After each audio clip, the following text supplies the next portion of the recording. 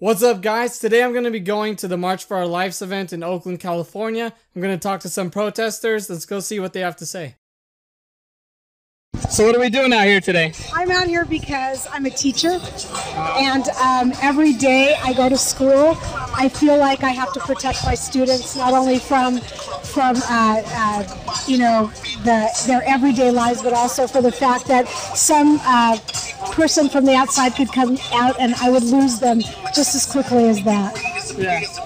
What do you think about people from the NRA? They oftentimes bring up the idea of arming teachers. What do you think about their idea about arming teachers? I think that's a ridiculous idea. If our goal is to not have weapons on campus, then having teachers have them is absolutely ridiculous. I can't see that if I had a handgun or something like that, that I'd be able to stop someone with a semi-automatic weapon to protect my kids. That's not the way that you protect high school students or any kids in any environment like that.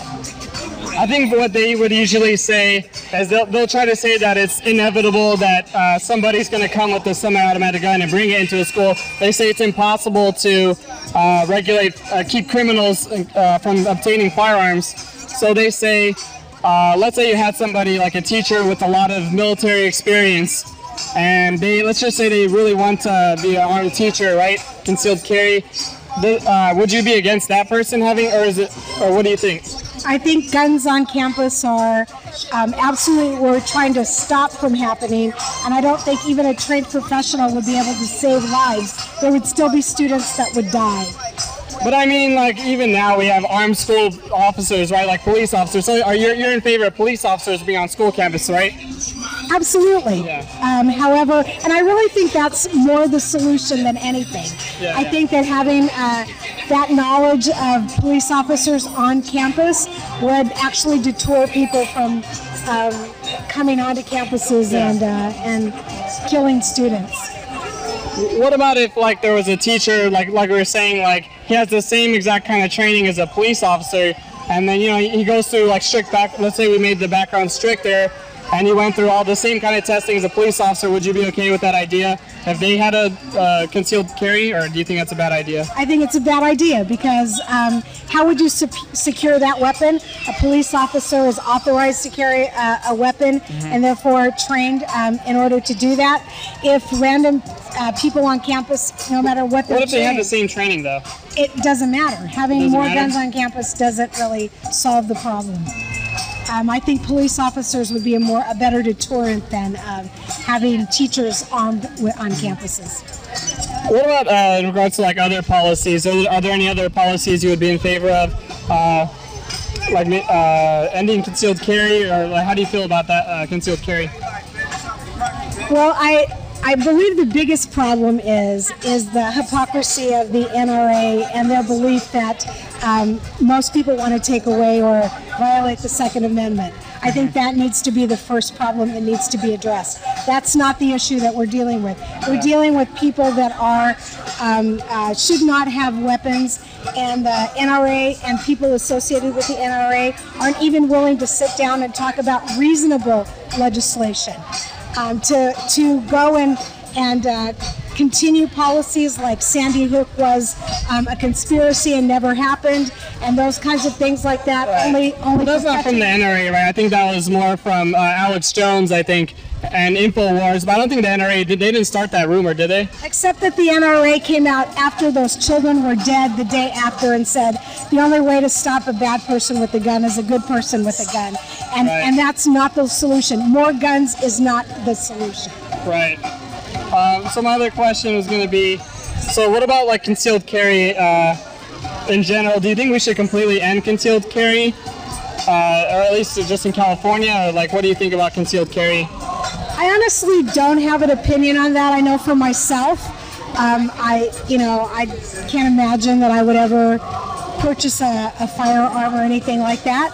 And I think just, you're kind of like on a slippery slope in that way, and that if people who are, I have relatives who are members of the NRA, and they would be appalled by me even having this platform right here because they disagree with me so vehemently. But however, I do think that less guns is the solution, And if people want to have guns and they are authorized and they've gone through an extensive background check and they have been trained to carry those weapons, I don't know. I mean, I've seen incidences like in Texas where they have conceal and carry, where in safe places like restaurants where people have gotten angry and they pulled out their weapons. I'm not really sure where I stand on that right now. So.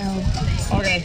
My other question is going to be, some people are in favor of repealing the Second Amendment. They see the Second Amendment as basically like a blockade from being able to get, common sense regulations. Do you think that's a step that we should be leaning towards, or do you think we should just forget about it?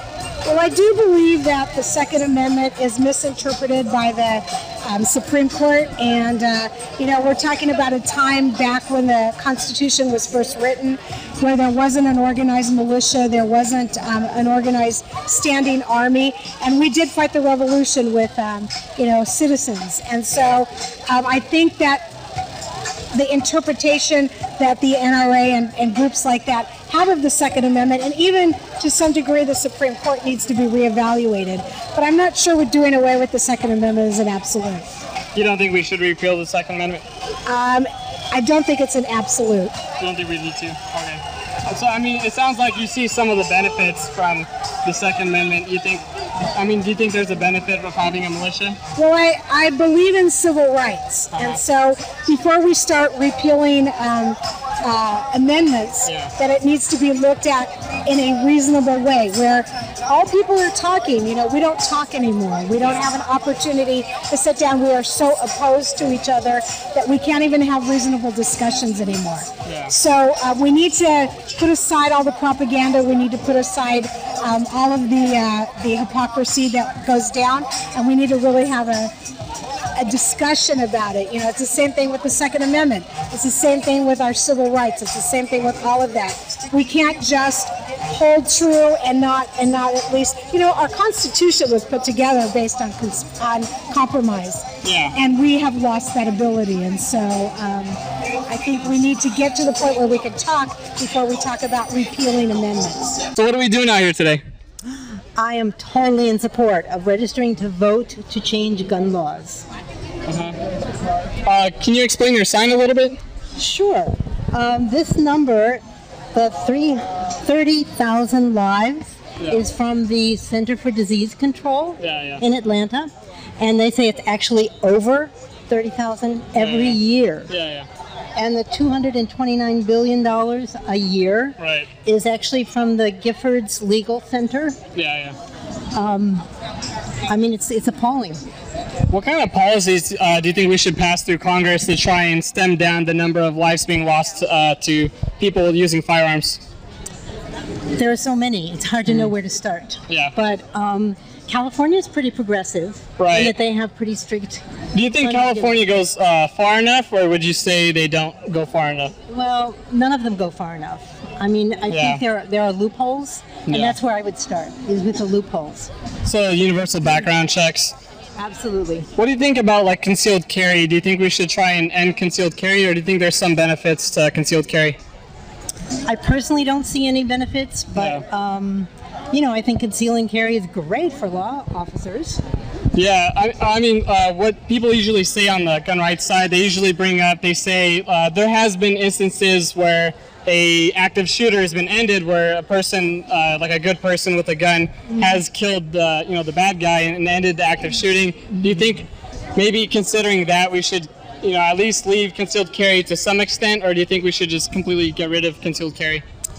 I would love to get rid of it personally. Even knowing that there are some tragedies that are ended by good guys with guns, you still would end it completely? I think it's very minimal. Yeah. Very minimal. I don't think owning a gun and using a gun with the idea that you will be able to defend yourself or to stop something bad from happening, statistics have shown that that's really not the case. But people sometimes do, there's studies that people, what they do is they call and they register how many times people report using a gun in self-defense, and the estimates are usually somewhere between 500,000 and 2 million. It's pretty rough estimates, but there are a large number of people who say they use firearms in in self-defense situations. What do you think about those situations? That it may happen. I think those numbers are exaggerated. Yeah, but I mean, even to some extent, like on the lower scale, usually they estimate it at least like 80,000 times a year in the United States. So there are some benefits, right, to firearm ownership. So do you think that there are some benefits potentially? If you're hunting an elk, yes. But what about self-defense? You don't think those 80,000 are total, like they didn't happen, or like? No, I just think it's exaggerated, and I think in some cases, I mean, it's never black and white. Some cases it can be helpful, Yeah. but I think in most cases. So you're not in favor of like banning all guns, or? Right? I guess I would not go that far, but I'm really totally a pacifist. What about like handguns? Do you think those should be banned, or? Well, certainly regulated more than they are. So just like universal background checks Absolutely. and That's a gun very good registry. start. That's a very good start. And support the Center for Disease Control in their research of what gun violence really. I mean, they say it's an epidemic.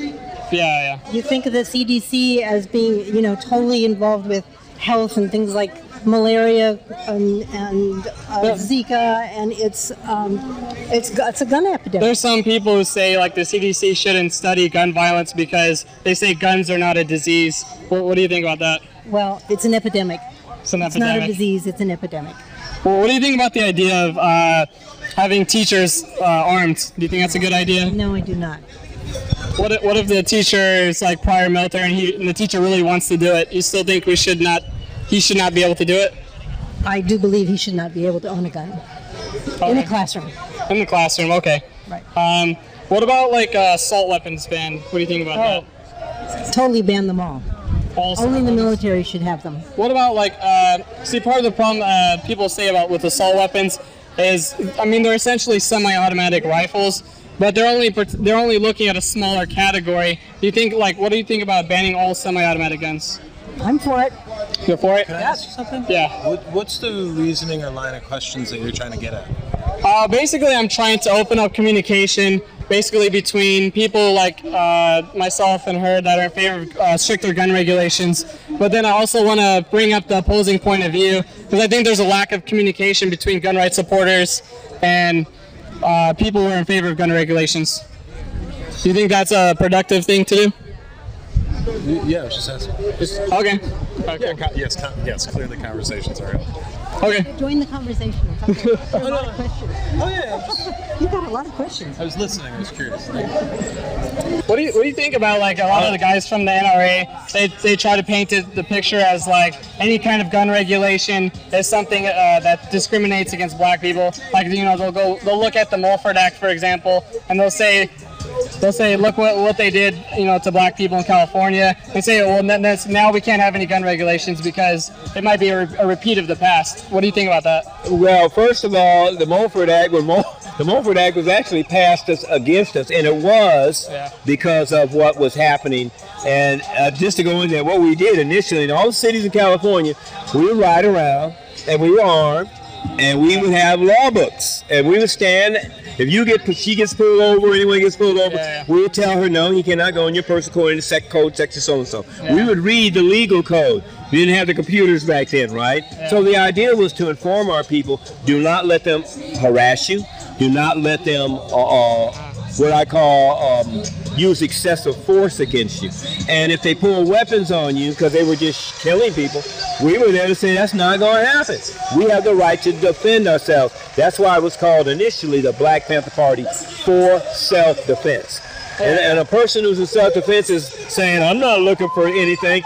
Just don't push me and start hitting on me, okay? Because then I will defend myself in that respect. So there is a difference in what we're seeing happening now. Absolutely. We love to find out, number one, who's supplying everybody with these weapons. And not only that, they had an undercover group. It was one of the news channels. They were in Arizona, and they go in and ask a guy, do you have any AR-15s? He said, how many you need? She had 15. Then she goes back in and says, can you get me some AK-47s? He says, how many do you need? So, but if I went in there, he'd look at me, call the police, you're under arrest.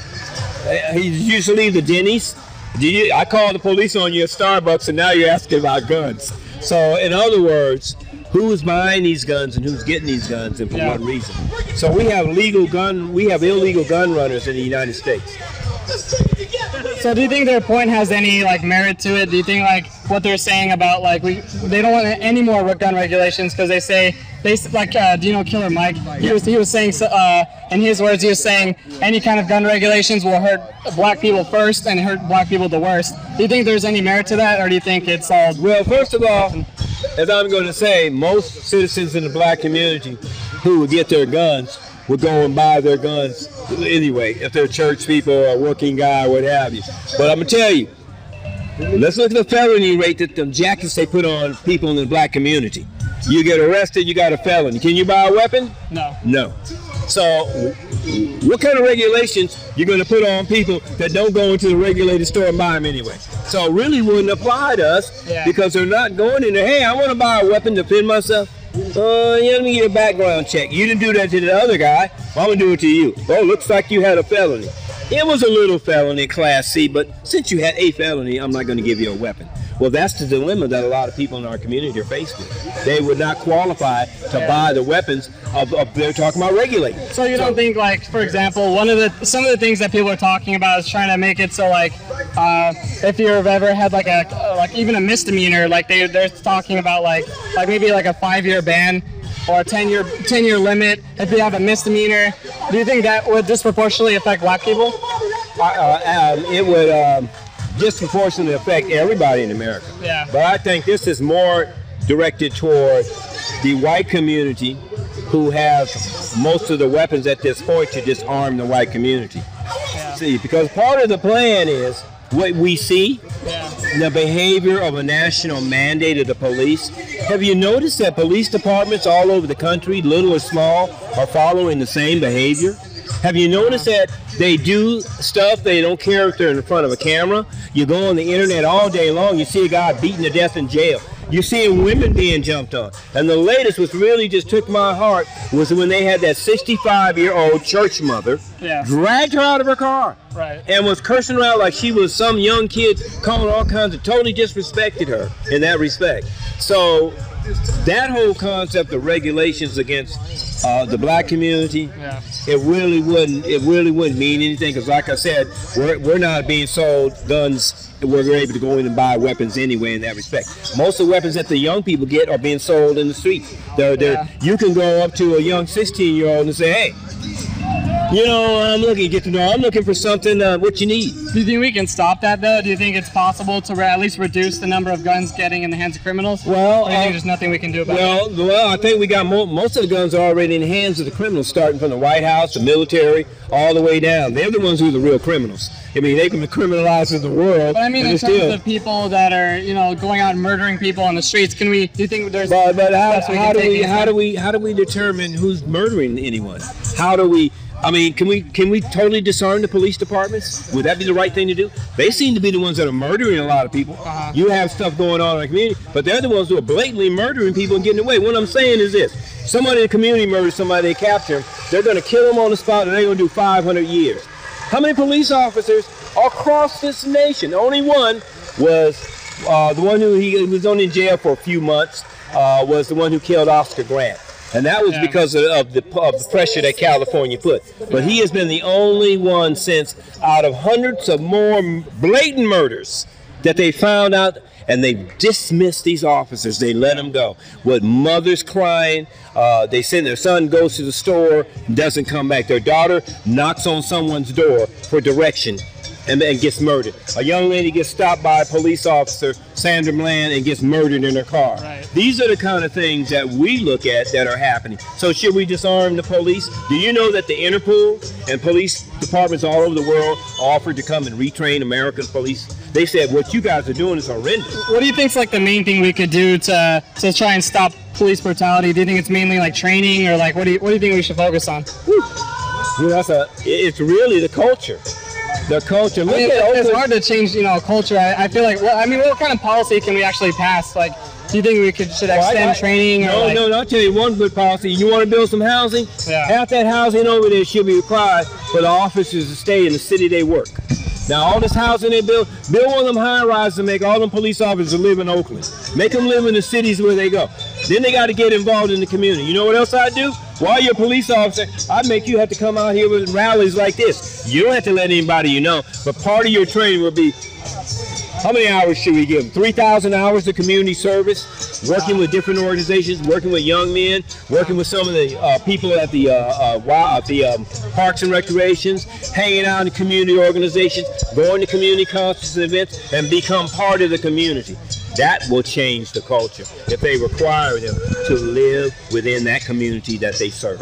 Let's put the example, the guy who was in Parkland, Florida. You know how they captured him? Hey son, come here. Yeah, he just gave up. Give us your gun, give up. What would they have done to a young black male? Oh, they've been trying to find his parts. They fired 500 bullets into him. He'd have been a dead man.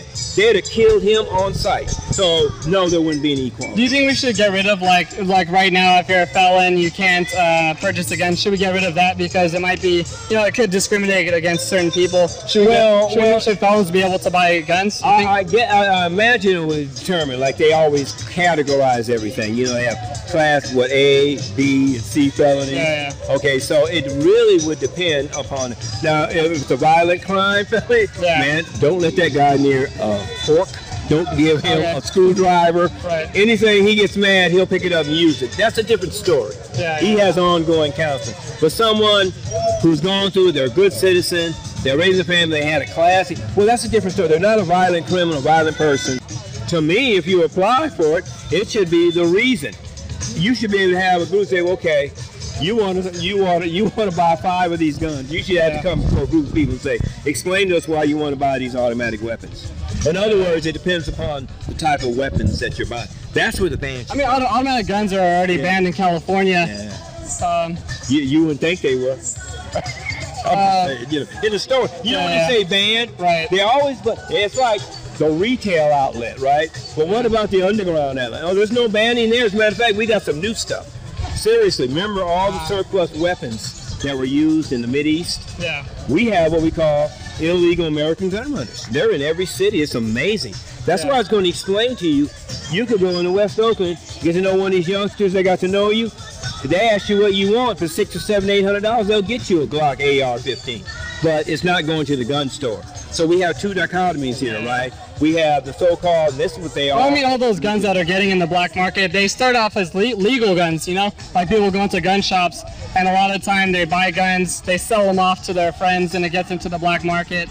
Those kinds of situations. Well, actually, no. There are groups that bring in these things by the boatloads. They busted a group of Chinese gentlemen. They had a whole boatload full of AR-15s. Yeah. They were bringing them in not for the gun stores, but for the underground market. See, so no, they're not. It's not a trickle-down theory.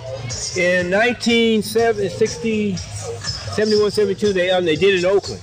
They had a box car, and the box car was uncoupled, and in it had Uzis, and they were there for Young Men South Central. They went in and got all their weapons. Same thing they did here in Oakland. So these are the things. What I'm saying is they're putting them in the ability to get their hands on these illegal weapons. They'll flood the communities with them. So we have a twofold thing. We've always been trying to get people to understand that what you're talking about for certain communities, we're not going in there and saying, "Hi, I want to buy a weapon." We're not the ones. They're being sold in the white community. They're being sold to the very folks who voted for Donald Trump.